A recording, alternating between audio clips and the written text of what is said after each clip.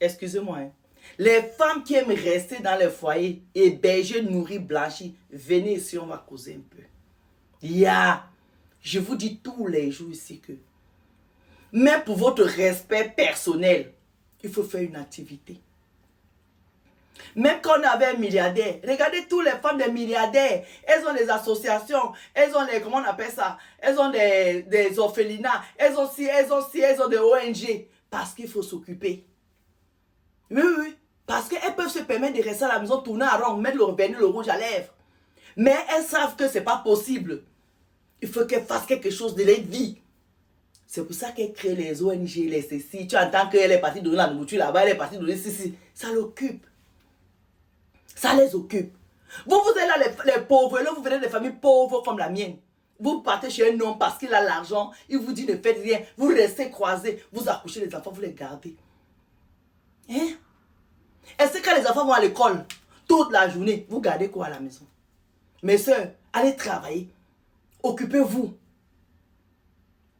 Je vous ai déjà dit ici que de nos jours, on n'a plus besoin d'avoir le bac pour travailler. On se forme. Même en Afrique, là-bas, il y a les formations. Et tu peux aller vendre au marché de Topa. Tu peux aller vendre au marché central. Tu peux aller vendre au marché d'Adjenawe. Vous avez compris avec quoi? Ou bien au marché d'Adjamé. Voici une Sénégalaise qui tombe sur un monsieur. Elle-même nous dit que le monsieur avait là plus de 50 ans. Elle est le deuxième mariage du monsieur. La maison où elle a rencontré le monsieur habitait, le monsieur était propriétaire de cette maison au Sénégal. Quand elle est arrivée là, elle a dit au monsieur qu'elle veut faire les enfants. Le monsieur lui a dit qu'il n'y a pas de problème. Mais tu fais les enfants, mes enfants, les nounous ne gardent pas mes enfants. C'est à cause des nounous là que moi j'ai divorcé de mon ex-femme. Donc, si tu veux faire les enfants, tu restes ici. C'est moi qui ramène l'argent. Et toi, tu t'occupes des enfants. Elle me dit, Madame Sol, au début, j'avais trouvé ça chic.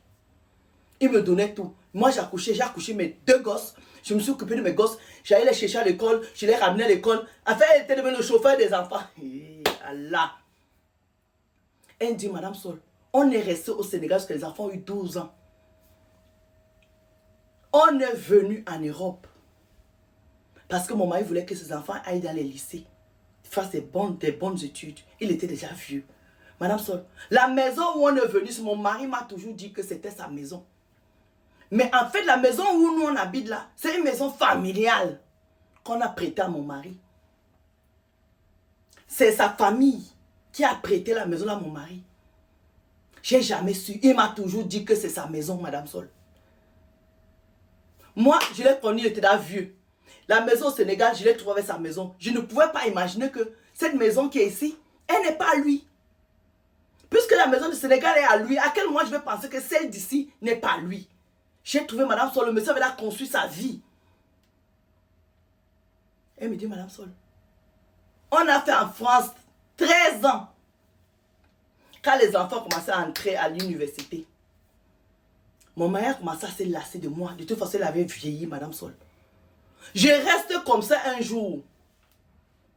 C'est l'une de ses cousines qui débarque chez moi. Gingong, on ouvre le portail, elle entre. Elle me demande que, où est ton mari? Je dis qu'il est dans le jardin. Elle me dit, Madame Sol.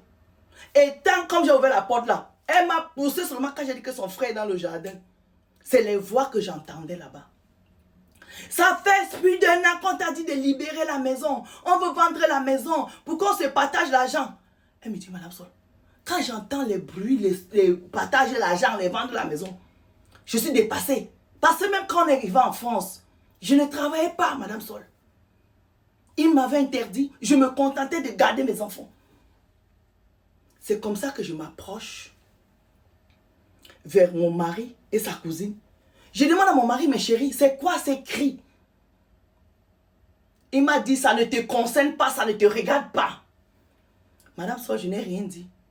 Je suis revenue m'asseoir au salon. Je les ai laissés parler, ils avaient baissé le ton. Madame Sol, sa cousine est sortie, elle est partie. Quand le soir, les enfants rentrent de l'école, je ne peux rien dire. Le matin, j'accompagne mes enfants à l'école. Je dis à mon mari, vu qu'il ne travaillait plus, il était dans la retraite, on était à la maison. Je dis à mon mari, chérie, hier quand même, j'ai entendu des trucs bizarres. Je ne comprends pas. La maison-ci appartient à qui? Tu m'avais dit que c'est ta maison. Mon mari ne m'a rien dit, Madame Sol. Au bout de 3 semaines, mon mari me dit qu'il faut qu'il aille au Sénégal. Il avait l'habitude d'aller au Sénégal. Parce qu'on a notre maison là-bas, on allait toujours au Sénégal. Mais là, il part au Sénégal. Je lui dis, ok, d'accord. Mon mari est parti au Sénégal, vendre la maison qui était au Sénégal, Madame Sol. Mon mari est revenu ici, il me dit pas qu'il a vendu la maison du Sénégal.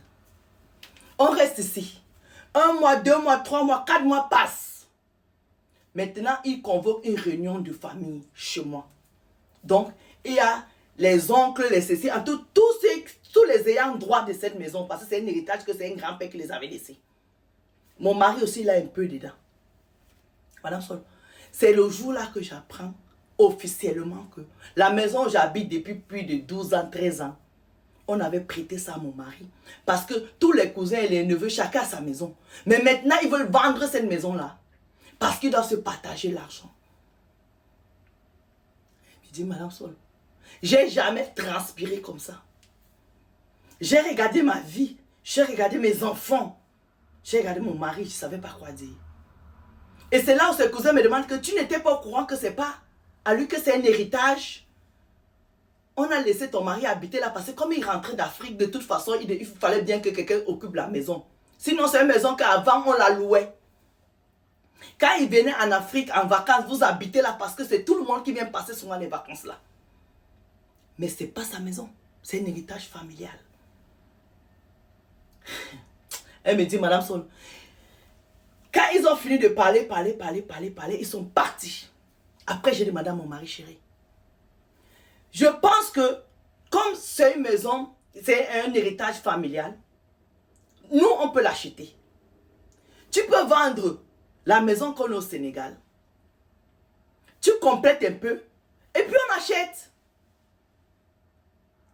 Elle me dit, c'est là aussi, là, qu'elle apprend que, en fait, il y a 2-3 mois, quand son mari est parti au Sénégal, là, il avait vendu la maison, là, il a mangé l'argent. Elle me dit, Madame Sol, aujourd'hui, je suis dehors avec mes enfants. Mon mari, elle a habité chez ses parents. Et ses parents ne veulent pas de moi chez eux.